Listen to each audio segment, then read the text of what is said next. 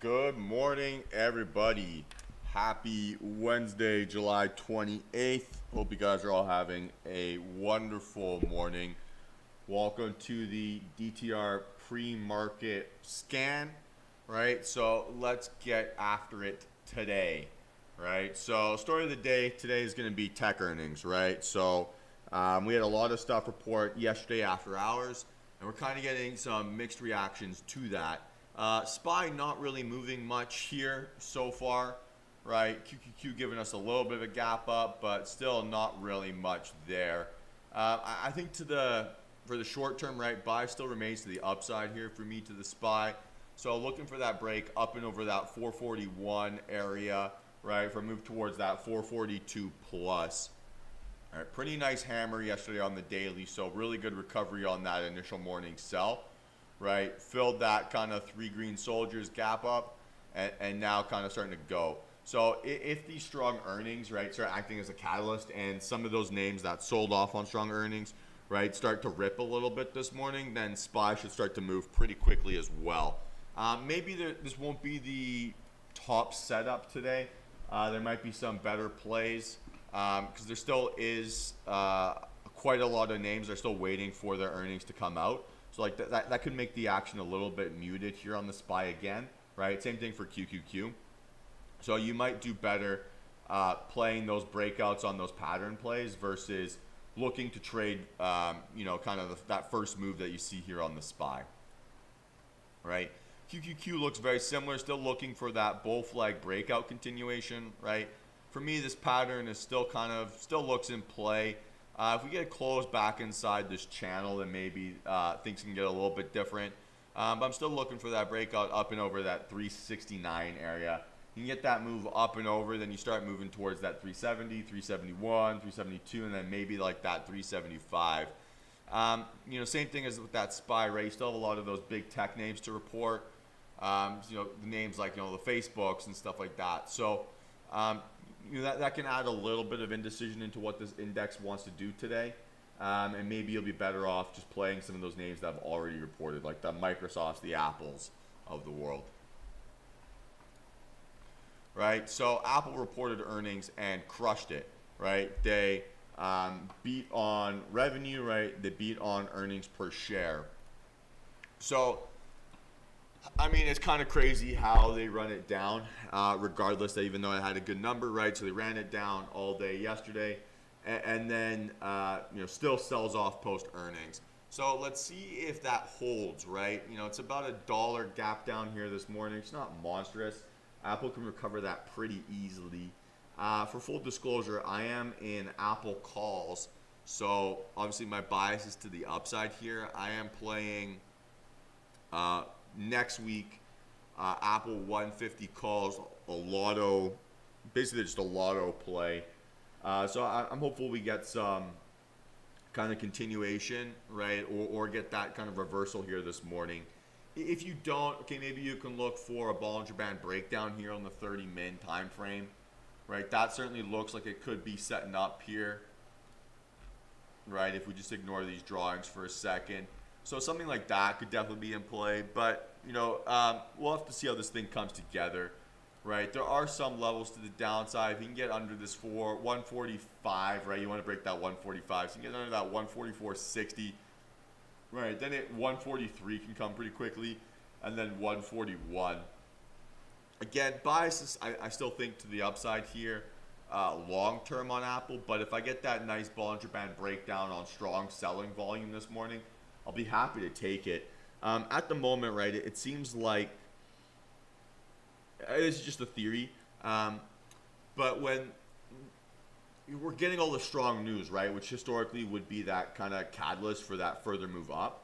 Right now, when we're getting that strong news, they're still selling things off. So because the market is basically in a situation where it's very hard for it to dump because the Fed is propping it up so much, like you're not going to get that sustained sell-off.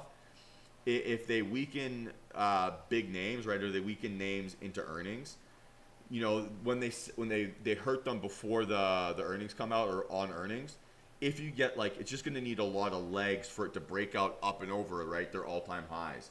So that's a way of slowing down the momentum on those breakouts.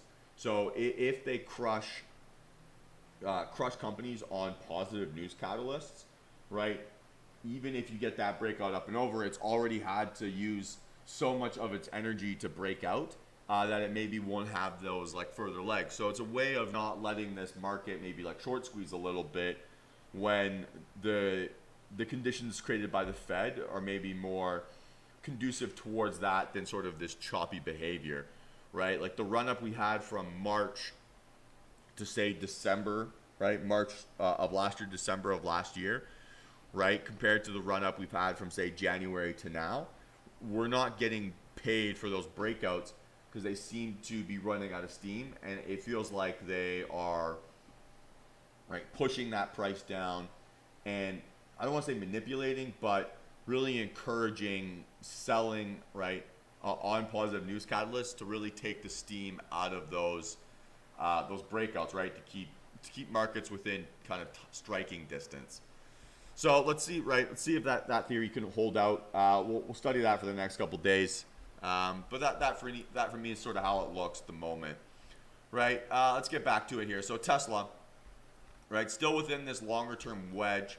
Nice bounce off of that trend line yesterday. Needs to break under that 620 for a move towards that 600 area.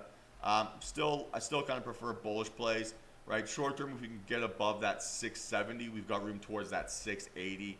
But I'm most interested here in breakouts up and over that 700. Right, really good volatility there on Tesla yesterday, which sort of means that Bollinger Band wise, right, no possible setups here today. Those are huge bands.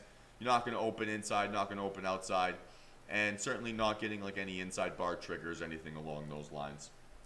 Okay, right, Microsoft sort of behaving the way I expected Apple to behave, right? Really strong earnings beat, near all-time highs on a strong pattern. So nice gap up here. Right, if we can get up and over that 290 area, right, on this ascending wedge breakout continuation, I think this thing could be a lot of fun, right? So far, weekly context, well within last week's range. So this breakout is still very much looking sharp and something that I'd be interested in. Let's see how this thing comes together this morning, but Microsoft is near the very top of my watch list. Gonna want to make sure that this thing doesn't fake out. So I reckon if Apple is pumping, right, and SPY and QQQ are moving, then this Microsoft move won't be a head fake. But definitely a nice move here so far after hours. Was holding above that 290 for a little bit, has given that back since. But if you can get that break and rip over that 290, then 295 could very easily be in play today. So let's go over a few of my kind of favorite setups here.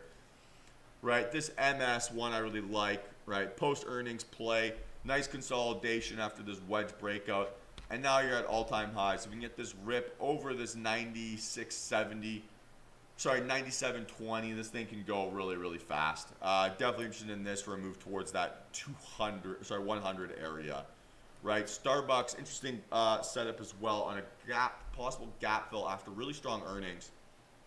Right, so they beat on top and bottom line as well. So beat on revenue, beat on earnings per share. So we can get this breakout now up and over this 123. You have that really strong gap fill after this 3 green soldiers reversal. So I only see buyers here, right? And I only see dip buyers protecting. So this 123 area can move really quickly. I'm not sure what the option spreads are going to be like here on Starbucks, right? But on strong earnings, right? Kind of similar to this Apple. If this thing starts to show strength, right, where it's like a buy the dip morning on it, on that strong news catalyst, this thing could really start to move. So I like moves above that 123. Got a little bit of work to get there. Okay, right, BA reported earnings this morning. Really strong surprise, right? So you can get that rip over. I mean, I still kind of think this thing looks better on a long-term like pattern breakout. It might need a little bit of consolidation. I don't really think this is a great Bollinger Band reversal play. I mean, it's huge gap up and over, so we'll have to see what this volume is like. If that volume becomes strongest in the last couple days, then you might want to follow that trend. But for any other reason, I'm more interested in just pattern plays. So for this BA, right, nice inside bar on the daily, certainly giving you that catalyst. But now you're so far away from that breakout, right? You're $10 away from that zone that it's hard to expect that kind of momentum. So I'm gonna want to watch the volume here on this BA, right? If the volume is bullish engulfing, or say the greatest 30-min volume of the last couple days, then I'd be happy to kind of chase that volume and follow that volume. Otherwise, just kind of wait to see if this thing can give us that pattern breakout, and that might be a few days away. Okay, let's go over one more here.